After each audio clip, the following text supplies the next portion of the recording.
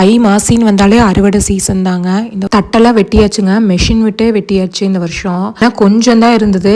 தட்டு வெட்டுறதுக்கு வர்றவங்க ஏக்கரா கணக்கில் தான் குத்தகைக்கு பேசுகிறாங்க. ஆனால் தட்டு கொஞ்சம் தான் இருந்தது. ஏன்னா விளைச்சி விட்டப்ப மயிலே பாதி சாப்பிட்டுருச்சுங்க, அதனால கொஞ்சம் தான் வந்தது. இது மழைக்கு வச்சதாங்க, தண்ணியெல்லாம் எதுவும் பார்க்கல. மாட்டுக்கு தீவனம் வேணுங்கிறதுக்காக மட்டும்தான் போட்டு விட்டுச்சுங்க. ஆனால் இந்த வருஷம் தீவனத்துக்கே பத்தாதாட்டு இருக்குது. தட்டு வெளியில தான் காசு கொடுத்து வாங்கணும் மாட்டிருக்குது. இல்லைன்னா வைக்கப்பிள்ளைக்கு தான் கொஞ்சம் வாங்கி போடணுங்க. இந்த வருஷம் மழையும் பத்தல, அதுக்கப்புறம் மயிலும் பாதியை சாப்பிட்டுச்சுங்க விதைச்சி விட்டதே சோளத்தெல்லாம். விதைக்கிறது ஊனியெல்லாம் விடலங்க, அப்படியே சும்மா தான் போட்டு விதைச்சி விட்டோம். இது மஞ்சச்சோளங்க, கருதெல்லாம் வெட்டவே இல்லை, அப்படியே தட்டை வெட்டி அப்படியே கொண்டு வந்து மாட்டுச்சாலக்குள்ள போட்டு அப்படியே போட்டாச்சுங்க. தட்டு போரும் கூட போடல, அந்த அளவுக்கே தட்டு இல்லை. ஆள் விட்டு வெட்டினோம்னா நல்லா அடியிலேருந்து வெட்டிட்டு வருவாங்க.